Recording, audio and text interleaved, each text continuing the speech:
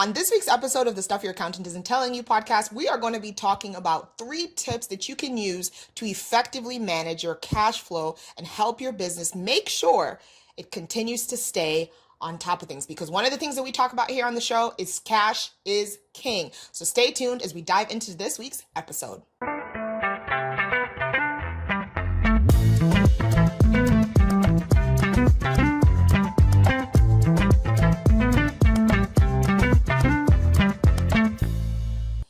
Welcome back to another episode. I am Lola Turner, your host, and with me, I am joined by my co-host, Terrell Antonio Turner. Hey guys, welcome to another episode. We are excited to be here, and we're excited to jump into this week's topic. But before we jump in, a couple of things I want to talk about. First of all, super nice outfit. Thank you. Give us some outfit details. For those of you that are listening on the podcast audio, Terrell is dripping in some traditional Nigerian attire. So please give us some details. Where did this outfit come from? So I will say is my wife is half Nigerian, half Kenyan, and her father is 100% Nigerian. And one of the things that I think it has been his personal mission is to dress me like a Nigerian businessman. Yeah. I think that has been like one of his assignments that he's taken on since the day we got married. And so I am always dressed in these amazing attires. So if you see me on the road, because we're going to be speaking around the world, there are going to be different speaking engagements happening in Asia, throughout the US, Canada, Europe. And so if you see me speaking on the road, you see me dressed like this, you understand the story. Right, yeah. My father-in-law wants to dress me like as he puts it, a proper Nigerian businessman. I am actually curious as to what you're going to get when you go to Kenya in December. Like, what is going to be the takeaway? Because we're excited. One of the locations we're going to be visiting in December is Kenya. So you get to meet 50 plus of my family members in a couple of months. And we're pretty excited about that. But I'm really eager to see like what the aunties are going to be giving to you as kind of like hey, he is our son. I don't know. Maybe you might get the Kenyan flag wristband, or you might get something a little bit more fancy. But I feel like, every part of the family wants to claim Terrell is like, you are one of us now, right? So like my dad is like, you are a Nigerian son. You are my Nigerian son. And my aunties are like, he's a Luo man. So I feel like there's all of these, combinations. So it's interesting to see how that's going to unfold. It is. Yeah. And I mean, and speaking of that, because I'm pretty excited about just, as we travel around these different cultures, and that's one of the things we're doing with the show, right, is really making the show more relatable wherever we go. Exactly. Like, we're traveling in Nigeria, of creating content that's relevant for our audience in Nigeria. Mm-hmm. We're traveling in Kenya, making content that's relatable to the audience in Kenya. Now, it will still be relatable to our global audience. Right. Like when we're in Asia, making content there, like we're going to be filming in the Philippines. We're going to be filming in Greece, which I'm really excited about. Greece is gonna be fun. We're also going to be filming in different parts of the U.S. Like I said, we're going to be in Kenya in December. So, I mean, there's a lot of things happening, a lot of great things. And really, it's just, filling in, telling people what their accountant isn't telling them. Exactly. And really just making it more relatable and more useful. I agree. I'm excited. And I think one of the things that feedbacks I've gotten about people that have listened to the show, and it's not just, our perspective. This is feedback I've gotten from listeners of the show where they're like, man, like, I have an accountant. I've listened to the show, and I feel like I've learned a lot more than I've learned from having an accountant the last 4 or 5 years. And so for us, we're like, that is great, because that's the whole name of the show. Stuff your accountant isn't telling you. It doesn't mean that, we're saying, hey, go dump your accountant. In some cases, people have great accountants. But, one of the things Terrell always says is if you have a crappy accountant, we have a whole fireyouraccountant.com website that helps you make sure you get what you deserve. But I think the great thing about the show is it always gives people, it's kind of like if you think about dating in a relationship. If you don't really know what great looks like, you don't know what to look for when the time comes. Yeah. And so I think for us, we always aim to give our business owners the information that they need to make an informed decision to figure out, is the person that I'm working with a good fit for me? Are they helping give me the tips that I need to advance my business? If the answer to that question is no, you have someone, and both of us can give you that guidance, because not only are we accountants, but we're also business owners, and we also have employees of our own, and we also offer law firms Hmm. services. So we're kind of covering the whole scope, and we can tell you, hey, this is what's going on in the market. This is what's good. This is what's not so good. This is what to look for. And I think really we provide, and this is not just me saying this, um, we provide some really, really good, practical, simple support to Hmm. business owners that I think you can take and go run with, and you're definitely going to see results in your business. So, Yeah, I mean, yeah. I think that's very true because I think this topic of cash flow is very important Hmm. because, we're seeing so many different dynamics happen. Like, even if we go back to, let's say, 2020, when you think about the impact of Oh, yeah. the pandemic exposed a lot of businesses, or let me say it, put it this way, it exposed their cash flow weaknesses Yeah. in a ton of businesses where businesses started to recognize like, wow, we have problems. Hmm. And some businesses didn't survive. Hmm. And then, there was a lot of funding that came out, and the government kind of filled in a ton. Like, the Yeah. government poured billions and billions of dollars back into, the economy, back into the market, back into businesses. But when that government funding slowed down, what happened is the problem got revealed again, to where Exactly. business owners started realizing like, oh, well, I'm not getting another grant, or I'm not getting another refundable loan. Like, what am I going to do? Yeah. And it's something that I believe can be avoided. Hmm. And so what I'm excited about, like, us talking more about in this is, sharing those, what we've learned and what we've seen of how do you identify the weaknesses? Yeah. And then, hey, what are some things you can do to address those weaknesses? Because if you do not address those weaknesses, eventually it's going to catch up with you and your business is going to really struggle. That's a really good point. And I think a way to do that and to be on top of it, because I think a lot of times, regardless of how well intentioned you are in keeping an eye out of managing all the 16, 17 pieces of what's going on in your business, you just can't do everything, which is why it's important to hire an accountant. And for those business owners that are listening that have an accountant, leverage your accountant to help provide the information that you need, because I think in a lot of cases, even when we were talking to people and we were helping business owners get funding and Mm-hmm. some of the credits that the government, or some of the funding and grants that the government was offering, a lot of times it was just, man, I just didn't really have the time, because you were busy doing other things, running your business, and you just never really had the time to sit down and say, okay, what is going on, and just even look ahead and just say, okay, this is what's going on in my business. This is where I'm going if I continue to do the things Mm-hmm. that I'm doing. And if I don't make changes, I'm at risk here. And I think a lot of business owners just didn't have the time to do that. And part of that was, in my view, because they weren't properly leveraging their accountant. They didn't know what to ask for. So they would just get, a report in a month. They wouldn't know how to read it. Their accountant may not do a good job of explaining it to them. And then they were just left kind of like, all right, so what does this tell me? So I want to dive into that a little bit because you keep using the word accountant. So for some people who, they may say like, "Hey, I have an accountant. I talk to this person. They get my taxes done, but I'm Yeah. not getting that." So let's talk a little bit about that. Like, Hmm. do you believe that all accountants understand how cash flow works? Absolutely not. Now, let's talk about you specifically. Mm. When you studied Oof. accounting in school, Yeah. you became a CPA. Okay. Now, how long into your career did it take you to become a CPA? I was probably what, 3, 4 years into my So career? 4 years into your career. Yeah. At what point in your career did you actually learn and actually understand what cash flow was?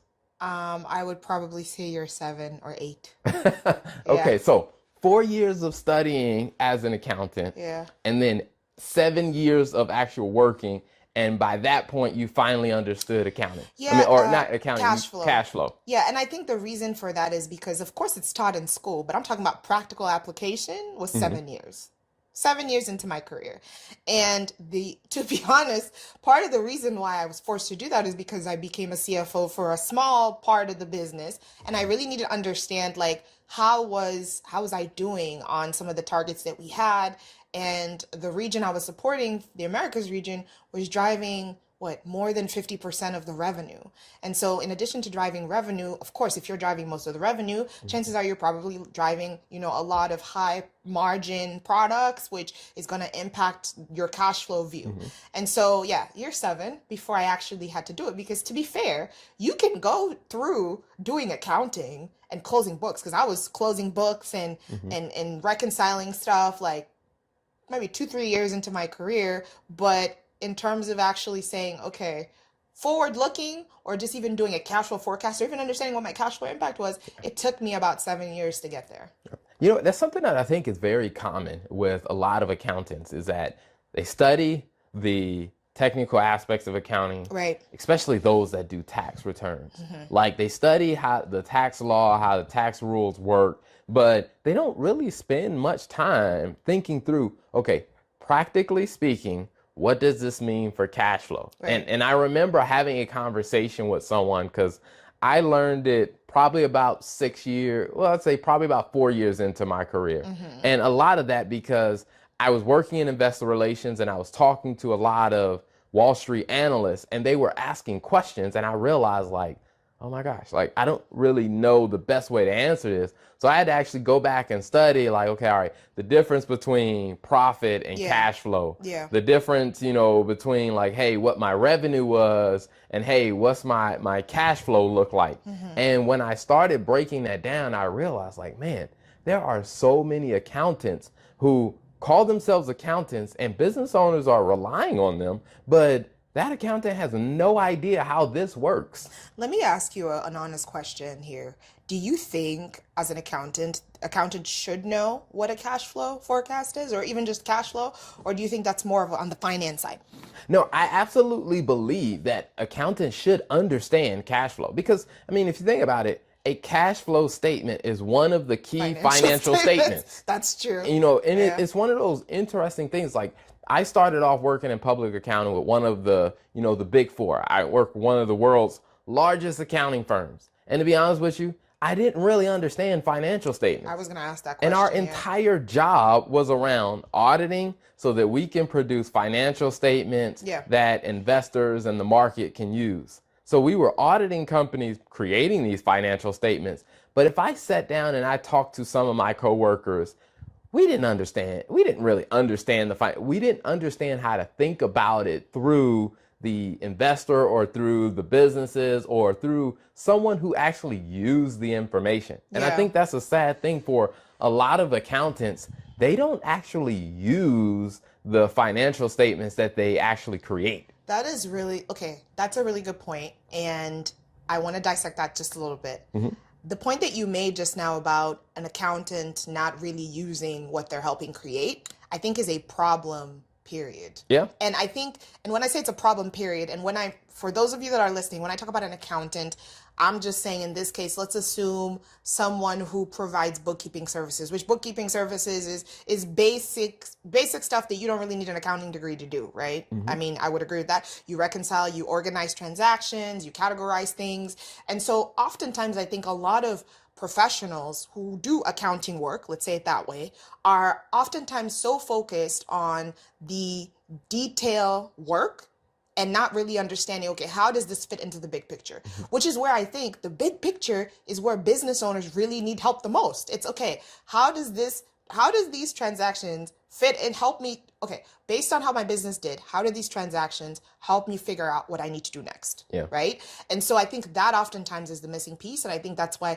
a lot of business owners are frustrated, because they might have an accountant or a bookkeeper or, I don't know, a tax accountant, whatever the responsible financial analyst, but that person is so focused on, these are my responsibilities, this is what I do, or maybe a very small part of, still important, but a very small part of what I would say a business owner really needs to make decisions in the business. It's kind of like saying, hey, I will give you right? I'll give you one part of the equation, but I won't really give you the second part of the equation, the connection that you need to unlock it. So like, for example, if you think about a padlock or a lock, and then you have a key, I will give you the padlock, but I won't give you the key, because ultimately as a business owner, you need the key to figure out, all right, how do I take this information you've given me and do something with it? Yeah. And I think that's a really good point. And I think part of it is because when you start your career, like I just said, they're not really trying to tell you, okay, practically speaking, like this is how you take this financial statement and this is how you interpret it. And I think also for you, the reason why you were able to do that is because one, you were an investor relations job, which absolutely requires you to do that because you're speaking to people who are asking questions about how the business is performing. Yeah. And then I think too, the fact that you spent a considerable amount of time studying other companies, how they were performing, what the numbers said. And I think that is really a missing part of, I would say, the accounting profession, because people are so focused on the pieces, but not really putting it together to say, okay, what does this mean for someone running a business? Yeah. And I think it is a process because, just like any profession, I mean, if we take engineering, like no one comes in on day one and they're ready to build a car from scratch. Agreed. I mean, you may start off on, let's say, working in, the electrical systems where you're learning that piece of it. And then later on, maybe you move into some of the more mechanical pieces of how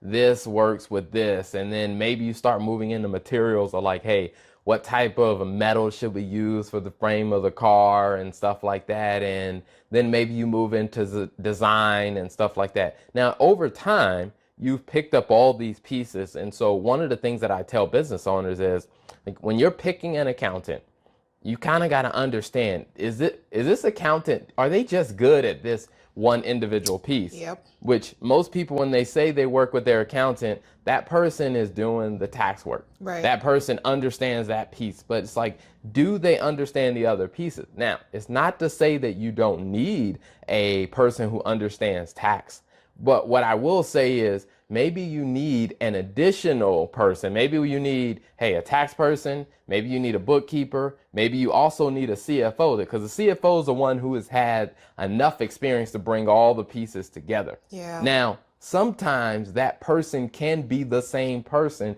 if they have the experience to do that. But if not, then you really need to say, hey, you know what? Maybe I need to create like a team of finance people that can help fill in those three essential goals of, hey, a person who does the bookkeeping, person who does tax, and a person who does CFO. Because I think that starts to help, because specifically to our topic today in cash flow, one of the areas that I see companies struggle with a lot is accounts receivable, is where they do the work and they bill the client, and the bookkeeper, or let's say the technical accountant, may be like, okay, all right, we've earned the revenue, but you need somebody to say, hey, have those people actually paid those invoices? Right. Like, when are we going to follow up? Like, hey, this person is 15 days past due. When are we going to follow up with them to get them to act so we can actually collect? Because if we're doing the work, but we're not getting our customers to pay the bill we sent, then from a cash flow perspective, you're going to struggle at some point. Right, agreed. I think that's a really good point. And I think the accounts receivable one is important because, like you said, I think AR is the lifeline. Like the money that comes from the money that you make from doing business is the lifeline that's going to help you sustain and run your business. And one of the things I think I would say, the this accounts receivable one, I would say is the first tip for a business owner, I think, when you're trying to manage your cash flow. But I think one of the tips that I give our audience, or that I would share with our audience, would be when you're looking at that, because like you said, you need someone to follow up 15 days, 20 days, 30 days, understand what's going on. Is there an outstanding deliverable? Does something need to be done?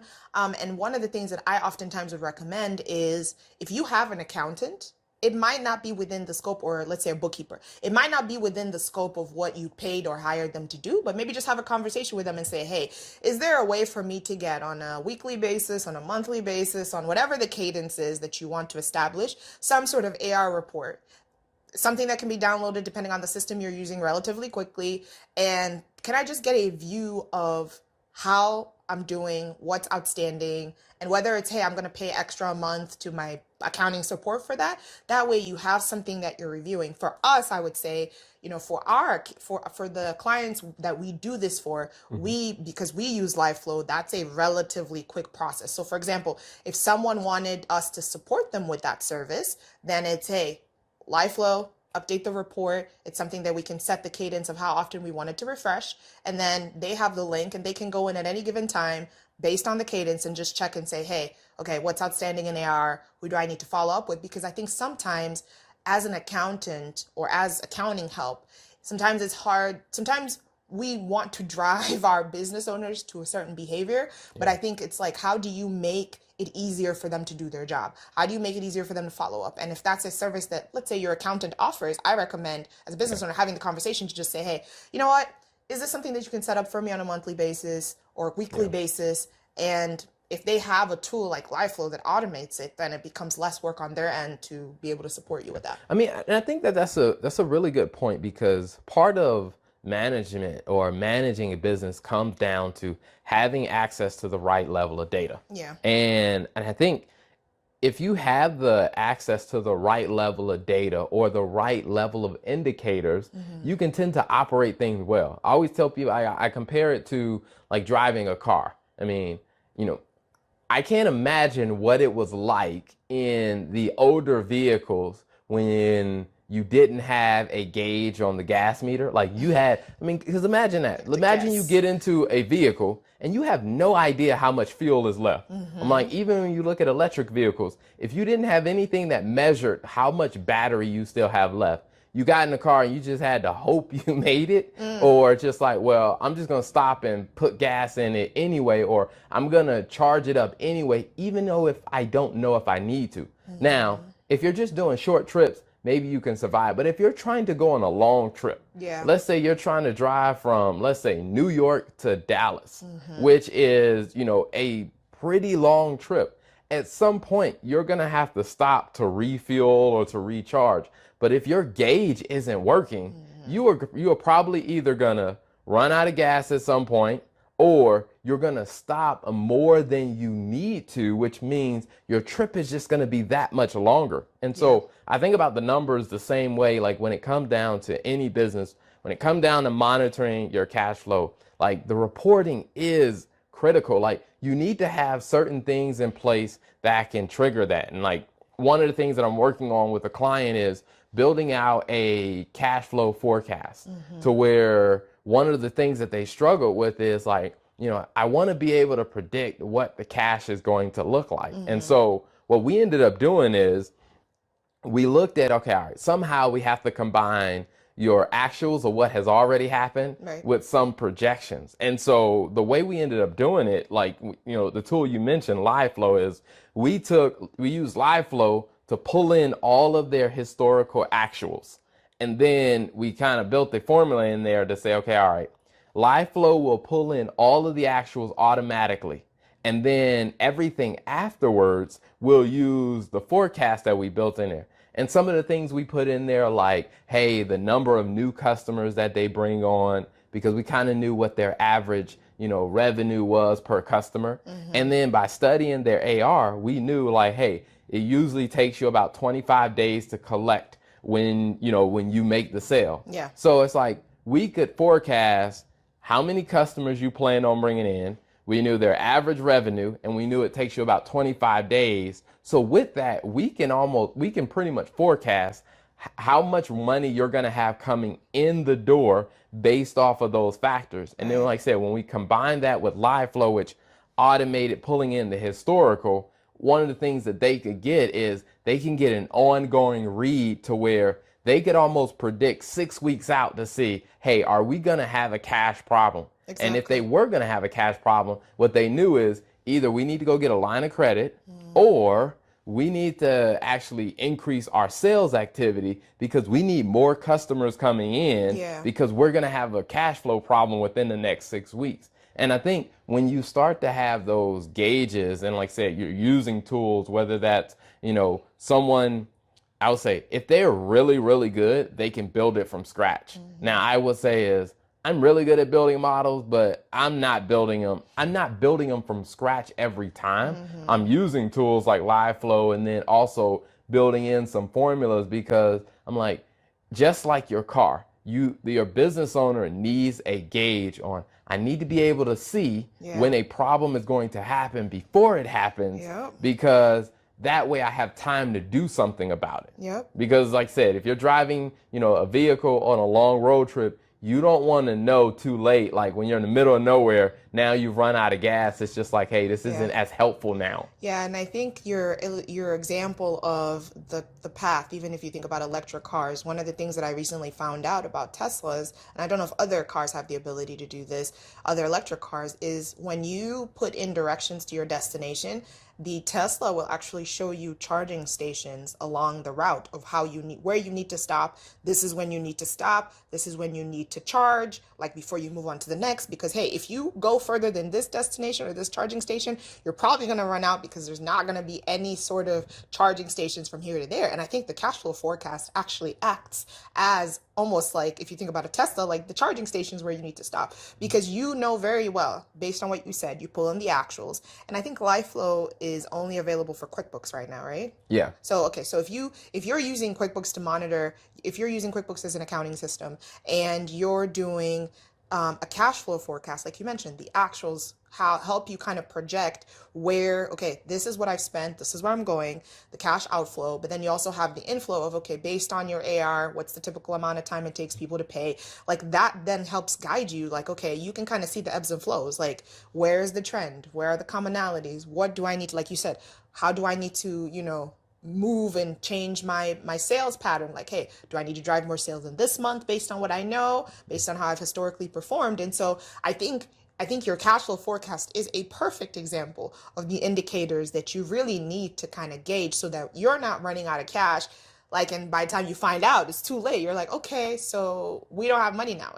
And that's oftentimes what happens for a lot of business owners is by the time they find out, it's too late. And then you're scrambling and you're frustrated and you're carrying really unnecessary stress, which is a lot for a business owner to have to navigate that and deal with just keeping the business afloat at the same time. Yeah, absolutely. So, I mean, I do think that, like I said, the first tip we talked about was AR, is having a process for that and following up. The second one I think is what we just said about, having a tool that can kind of give you a gauge, like having a cash flow forecast. So I tell every business owner, if you're working with an accountant or you're working with a bookkeeper, I would say ask them to help you create a cash flow forecast. Now, if they don't know how to do that, then you need to find, whether it's a fractional CFO or financial, you need to find someone who can help you create a cash flow forecast, because it may not necessarily be something that, hey, you need to hire them and they need to work constantly. Maybe they can create the tool and then your accountant can take it from there. But if not, then you need to I would recommend finding a bookkeeper who has the ability to do bookkeeping and kind of CFO services, because that cash flow forecast tool is going to be critical. I mean, I was working with a law firm and we built out a cash flow forecast. And so we built it out to look out about 8 weeks. And one of the things that it helped them understand is when they were going through a slower period of time and we forecasted out, we could see, hey, your cash is going to drop. One of the things that they can do is, 8 months in advance, they can start making changes now to where they address that problem, to where when the time came, they either had extra money set aside to cover that shortfall, so the business wasn't disrupted. And so I would tell every business owner, you need to have a cash flow forecast, because there's so many businesses that struggle because they just don't have that. Yeah, and I would say also, last tip on that one is just be comfortable. I think traditionally accounting services haven't really been seen as a la carte. And by a la carte, I mean like it's just kind of like, all right, you have this accountant, you're with him for 50 years. You take your taxes to him or your documents to him at the end of the year. He does some sort of magic in the back, brings you back, tells you what you owe, you pay that. It's like the accounting profession has evolved so much. And I think business ownership and just the industry of doing business has evolved so much that you need to learn to leverage as a business owner the services that work best for your business. So like, for example, not being afraid to hire a CFO, even if it's someone you're just saying it's project work. Hey, these are the things I want to accomplish. I need a template for a cash flow forecast built out. I need, I don't know, as an example, spend by vendor. Like, I need these three things. And these three things can then be things that they set up for you. And then you can take that stuff to then go take it back to your accountant and be like, hey, this is what I want managed, or whatever the process is. But I would say, I think companies that I've seen that have grown or that are stronger and are better are companies that are not afraid to really leverage the type of accounting services they need to help take their business forward. Absolutely. I mean, I think that is the reality of where we're going, Yeah. is having an a la carte option. Because I think about, like, when I was younger, when it came down to watching cable television, like if you wanted to see, all these channels, like you had to buy the package. Exactly. There Even if was you only no wanted one. option. Yeah, there wasn't the only thing that you can buy as an individual one-off was pay-per-view. Yeah. And that was more so for movies or like major sporting events Yeah. and stuff like that. But all the other channels usually came in a package. Like there was no way for you to like download just HBO and I just want to see only HBO shows. Right. Like you had to get like, different packages. Now, eventually HBO moved into subscriptions where it was standalone. And I think a lot of accounting firms are moving that way, because before, in order for you to get a cash flow forecast, you had to hire a CFO, Right. which is expensive. I mean, yeah. a CFO is going to cost you minimum, I would say, $175,000 a year to hire a CFO. Now we live in a world where you may not need everything that a CFO does. Like I was working with a law firm. I had a call with them last week and we talked about it. I'm like, you don't really need us to do ongoing CFO services. Really what you need is you need us to create a cash flow forecast for you. You need us to do a cash flow analysis, and you need us to incorporate your non-finance information like your productivity to really analyze your pricing strategy and really kind of build that out. I'm like, we can do that in about 2 to 3 months. So my proposal to them is they'll pay us $2,500 a month for the next 3 months. We will build out all of those tools, and then I'm going to train someone on her team how to maintain those tools moving forward. To where it's like, you don't have to spend $150,000 or $175,000 to hire a CFO. We can build the tool out for you and then let your team manage it. And then, hey, 6 months down the road, when, hey, you have some different questions, let's just meet. Let's have another, let's revisit it. Let's have another meeting. Right. Because I do think that a la carte approach that's going to be the secret sauce for a lot of medium and smaller businesses, because you may not be in a position where you can hire someone for $175K, Right. but you do need the skill, or you need some of the stuff that a CFO can provide. Yeah, that's good. I absolutely agree with that. And I think I think about it even now, how a lot of companies, like you mentioned, have pivoted to offer a la carte options, because the reality is, as a business owner, you don't need the whole pack. Like, you might not need the whole package. And the other thing also, I just did some quick math as you were talking about, like the law firm example, is like, worst case scenario, let's say, the 3 months, that's $7,500. And then let's say maybe over a couple of more months, let's say maybe they need another month of support or some work. Like, you're out, what, $11,000, $10,000, 10 to 12,000, depending on how many hours you support them. But it's like, that's still a lot cheaper than paying someone $175,000 a year. And then you feel frustrated because you feel like you're not getting the value and you're spending all of this money. So I absolutely think when it comes to, for small to medium businesses that you're growing, you need the support. You just cannot afford, or even you're not at the point where you need to hire someone full time. Definitely leveraging those contractual a la carte, like, hey, bring someone on to help you really get the support that you need. So yeah. I mean, what was funny is I was working with another law firm. We were looking at some stuff on Friday, and one of the things that she was saying, a bit frustrated because, like, she wasn't seeing the amount of cash that she was expecting in her bank account. And so we did a deep dive. We really dug into the data to where it's like, all right, let's look at your cash flow. Let's see the cash flow statement. Helped me understand, like, hey, where is the cash going?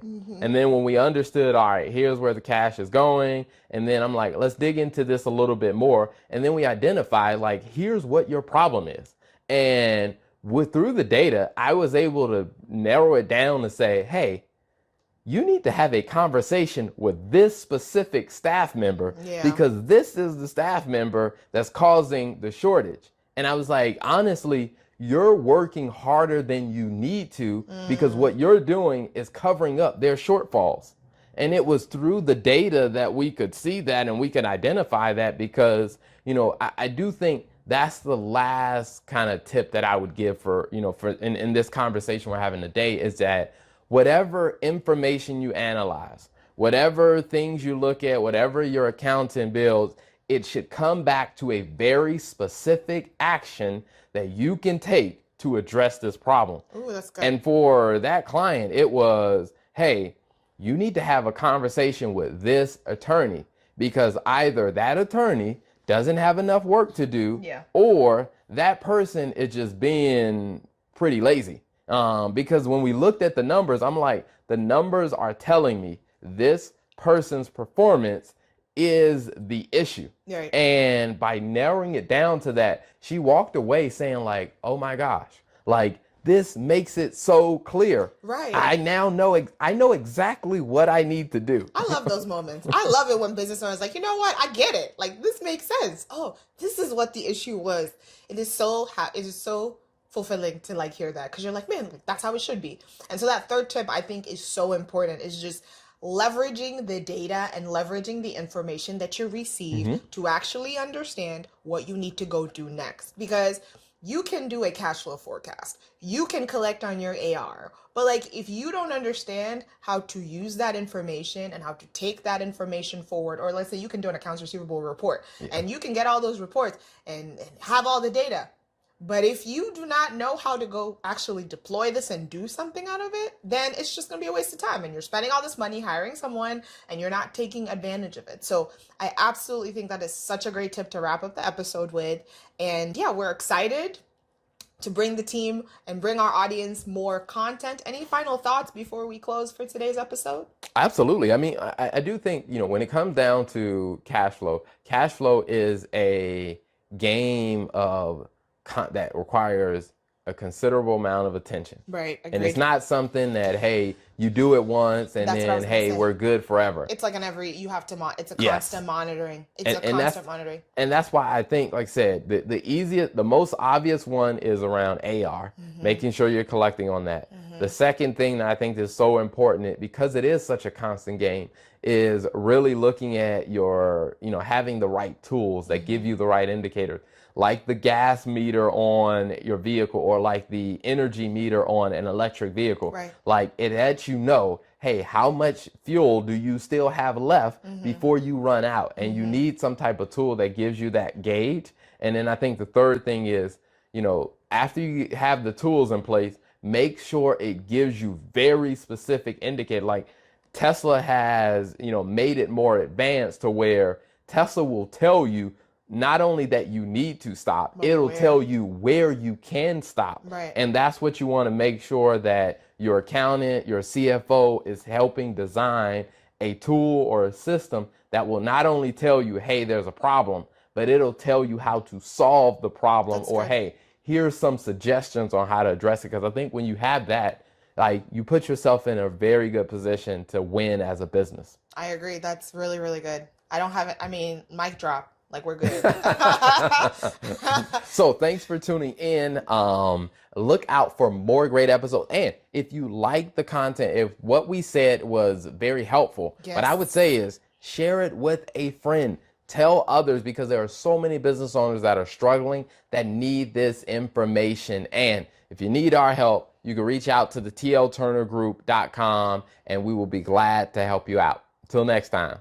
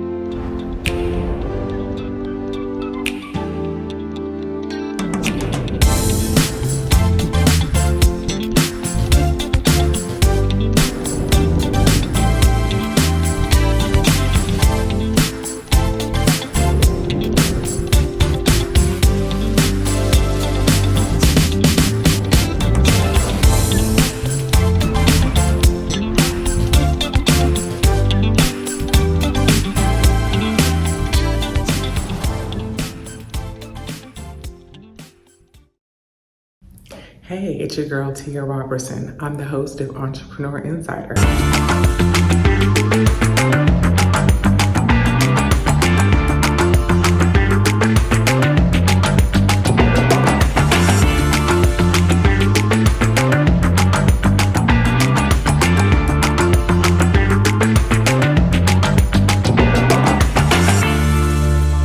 Right here on RETV every Thursday at 6 p.m. Eastern for entrepreneurs and news that you need to know about. See you there.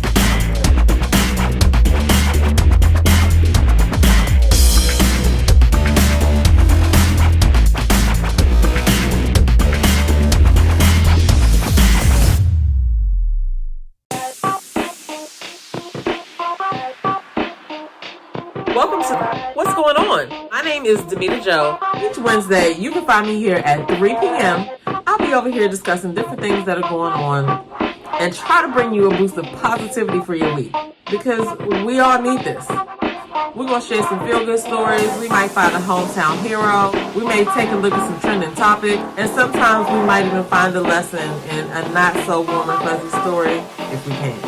I'm Demita Joe, and I'll see you guys on the next episode right here on What's Going On?